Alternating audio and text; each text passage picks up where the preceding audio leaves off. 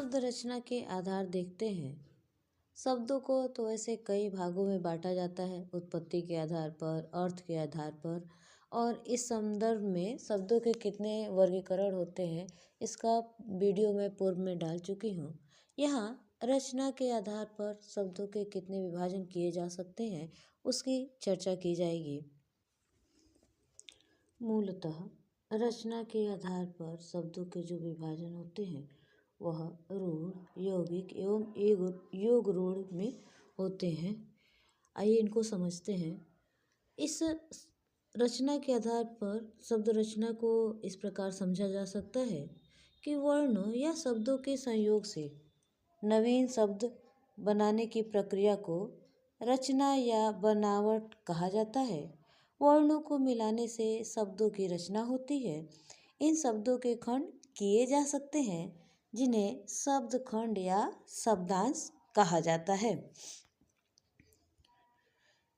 मान लीजिए कि एक शब्द है गाय, और इस गाय शब्द का जब हम खंड करते हैं तो हमें दो खंड प्राप्त होते हैं, गा और य। तो गा और य जब अलग अलग कर दिया जाए तो इसका कोई अलग अर्थ निकल नहीं पाता है।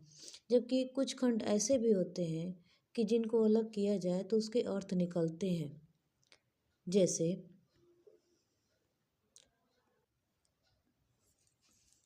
विद्यालय, और इसको अलग किया जाए तो विद्या धन आलय, दो खंड बनते हैं और दोनों के अपने अलग अर्थ भी होते हैं। इसके अतिरिक्त कुछ शब्द या शब्दांश ऐसे भी होते हैं जिनको अपना अर्थ होता है, उनको अलग करने पर भी वह एक नया अर्थ देते हैं, लेकिन वह किसी विशेष अर्थ के लिए प्रसिद्ध हो गए रहते हैं। इस तरह से शब्दों के निर्माण की प्रक्रिया चलती रहती है। इसी बनावट या प्रक्रिया के आधार पर शब्दों को 3 भागों में बांटा जाता है। पहला है रूढ़, दूसरा है यौगिक और तीसरा है योग रूढ़। तो इस तरह से रूढ़, आइए धीरे बारी बारी इन शब्दों के अर्थ को भी जान लेते हैं। रूढ़ शब्द वे शब्द कहलाते हैं जो किसी एक विशेष अर्थ के लिए प्रसिद्ध हो जाते हैं और उस शब्द के खंड किए जाने पर भी उन खंडों का कोई उचित अर्थ न निकल रहा हो तो यह रूढ़ कहलाते हैं। शब्द है घर। अब घर में घ और र को अलग कर देने से इनका कोई अलग रूप तो नहीं बन पाएगा। हाँ, लेकिन घर शब्द एक ही अर्थ में हो तो मकान या आवास का पर्याय बनते हैं। इसी तरह से एक अन्य उदाहरण है पैर, अगर या रात, हाथ। इन शब्दों में अगर सबको आधा आधा कर दिया जाए, विभाजित कर दिया जाए या विच्छेद कर दिया जाए तो इनका अपना कोई अर्थ नहीं निकलता है। लेकिन अगर ये शब्द एक साथ हो तो एक विशेष अर्थ देते हैं और स्वतंत्र होने पर इनका अपना कोई अर्थ शेष नहीं बचता है। तो और इनको मिला देने से एक नए अर्थ की प्राप्ति होती है। इस तरह से रूढ़ शब्द के संबंध में 3 बातें सामने आती हैं। पहला कि अवयव या खंड करने पर इनका कोई अर्थ नहीं निकलता है। दूसरा, इन शब्दों की व्युत्पत्ति भी नहीं की जा सकती। और तीसरा, इन शब्दों की स्वतंत्र सत्ता होती है। अब अगर इसे अन्य उदाहरण पहले भी दिए गए, एक और भी कुछ उदाहरण है। जैसे अगर सामने घोड़ा है और घोड़े को हम घोड़ा कह रहे हैं तो समझने वाला भी उसे घोड़ा ही समझेगा, सुनने वाला भी घोड़ा समझेगा और देखने वाला भी घोड़ा ही समझेगा। उसको आधा आधा घो औड़ा तोड़ करके बनाने पर कोई नया अर्थ नहीं मिलता। कुत्ता कुत्ता ही समझा जाएगा, किताब को किताब ही समझा जाएगा। कौवा, नाक, कान, दिन, घर, मुंह, दाम, रात, बात आदि ऐसे हजारों उदाहरण हैं जो यह बताते हैं कि जो शब्द जैसा है और उसको वैसा ही समझा जाता है तो उन्हें रूढ़ शब्द कहा जाता है। अर्थात यदि सामान्य भाषा में कहा जाए तो ऐसे शब्द जिनका अर्थ प्रचलित या रूढ़ होता है और उन शब्दों को विभाजित करने पर कोई अर्थ नहीं बनता है, अपितु वे शब्द एक साथ रहकर ही एक अर्थ को देते हैं, वे रूढ़ शब्द कहलाते हैं। दूसरा है यौगिक शब्द। यौगिक का अर्थ ही होता है मिला हुआ, ठीक, अर्थात जिसमें दो शब्दों का योग हो, जोड़ हो। ऐसे शब्द जो दो शब्दों या शब्द खंडों के संयोग से बनते हैं और उनका प्रत्येक खंड सार्थक अर्थ देता है, वह यौगिक कहलाते हैं। अगर संक्षेप में कहा जाए तो रूढ़ शब्दों के योग से बने शब्द यौगिक शब्द कहलाते हैं। यौगिक शब्द के खंड करने पर उन प्रत्येक अवयव या खंड का सरलतापूर्वक अर्थ प्राप्त किया जा सकता है। यौगिक शब्द उपसर्ग, प्रत्यय या अन्य रूढ़ शब्दों को मिलाने से बनते हैं। जैसे एक शब्द है जन्मभूमि, अगर इसको खंड किया जाए तो जन्म और भूमि अलग अलग हो जाते हैं और इनका अलग अलग अर्थ भी है। जन्म अर्थात पैदा होना और भूमि अर्थात जमीन, और अगर इनको एक साथ पढ़ा जाए तो जन्मभूमि का अर्थात होता है वह स्थान जहाँ पर जन्म हुआ है। तो इस तरह से ये अपना अर्थ तो देता ही है, अगर इसको अलग कर दिया जाता है तो उसका भी अर्थ होता है। इसे हम यौगिक शब्द कहते हैं।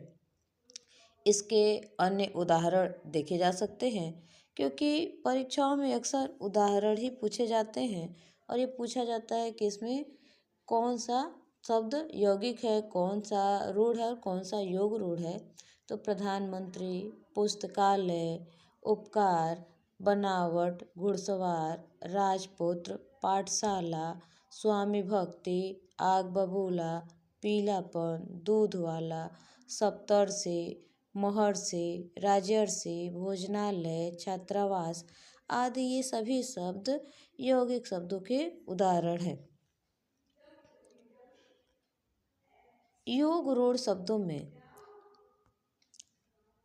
कुछ विशेष स्थिति पाई जाती है। जैसे आपने यौगिक शब्दों के बारे में जाना कि वे शब्द एक अर्थ देते हैं और उनको खंडित करने पर, तोड़ने पर भी वे अलग अलग होकर भी एक नया अर्थ दे देते हैं। लेकिन योग रूढ़ शब्दों में कुछ अलग विशेषताएं होती हैं कि ये शब्द ऐसे होते हैं जो यौगिक शब्दों की भांति दो या अधिक शब्दांशों से बने होते हैं। यौगिक शब्द शब्दानुसार ही सामान्य अर्थ प्रकट करते हैं, किंतु योग रूढ़ सामान्य या साधारण अर्थ को छोड़कर विशेष अर्थ को बताते हैं। वे बने तो जोड़कर ही होते हैं, लेकिन एक विशेष अर्थ को बताते रहते हैं। ऐसे खंडों को योग रूढ़ कहा जाता है। जैसे अगर सरल शब्दों में ये कहा जाए कि यौगिक शब्द जो होते हैं उन पर अर्थ के विचार से अपने सामान्य अर्थ को छोड़कर किसी विशेष अर्थ को बताते हैं, वह योग रूढ़ शब्द कहलाते हैं। जैसे उदाहरण के लिए एक शब्द है पंकज। जब पंकज शब्द हमारे सामने आता है तो निश्चित तौर से नाम आते ही हम यह जान जाते हैं कि पंकज का अर्थ कमल होगा। लेकिन यदि हम इसके शब्दांश को देखें और इसका विभाजन करें तो पंक का अर्थ होता है कीचड़ और ज का अर्थ होता है जन्म लेने वाला। अर्थात इन दोनों के अपने अलग अर्थ हैं और इन दोनों को मिलाकर अगर पंकज किया जाए तो इसका अर्थ निकलता है जो कीचड़ में जन्म लेने वाला हो। तो कीचड़ में जन्म लेने वाला हर जीव, हर वस्तु पंकज हुआ। किंतु हम इसे एक रूढ़ में अर्थात कमल के पर्यायवाची में ही जानते हैं, तो इसीलिए यह योग रूढ़ है, यौगिक भी है और रूढ़ भी है। अर्थात पंकज का अर्थ कमल का पर्याय हुआ। इसके अन्य उदाहरण आइए देख लेते हैं।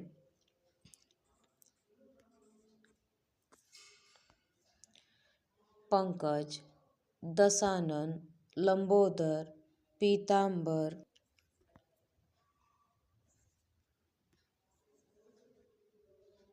नीरज, चक्रपाणी, वारिज, पंचानन, दयानंद, वारिद आदि।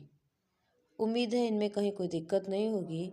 और दिक्कत होती कहाँ है? यौगिक एवं योग रूढ़ शब्दों में अंतर कहाँ किया जाए इस बात में। तो आइए इस अंतिम शीर्षक को भी समझ लेते हैं। यौगिक शब्द दो या उससे अधिक शब्दों के मिलने से बनते हैं। योग रूढ़ शब्द भी दो या उससे अधिक शब्दों के योग से बनते हैं। तो ये समानता हो गई। यौगिक शब्द शब्दानुसार सामान्य अर्थ को प्रकट करते हैं, लेकिन योग रूढ़ विशेष अर्थ को प्रकट करते हैं। यौगिक शब्द शब्द के शाब्दिक अर्थ को बताते हैं, जबकि योग रूढ़ शाब्दिक अर्थ को न बताकर उनसे हटकर जो विशेष परिचायक होता है, अर्थात जो विशेष अर्थ निकलता है, उसको बताते हैं। इसीलिए इन दोनों में पर्याप्त अंतर भी है। उम्मीद है कि आपको इसमें कहीं कोई दिक्कत नहीं महसूस होगी। अगर कोई भी खंड ऐसा हो, कोई उदाहरण ऐसा हो जो आपकी समझ में न आ रहा हो, तो एक बार कमेंट करें, उसे मैं समझाने का पूरा प्रयास करूँगी। अगर वीडियो अच्छा लगे तो इसे लाइक करिए, चैनल को सब्सक्राइब अवश्य करिए। धन्यवाद।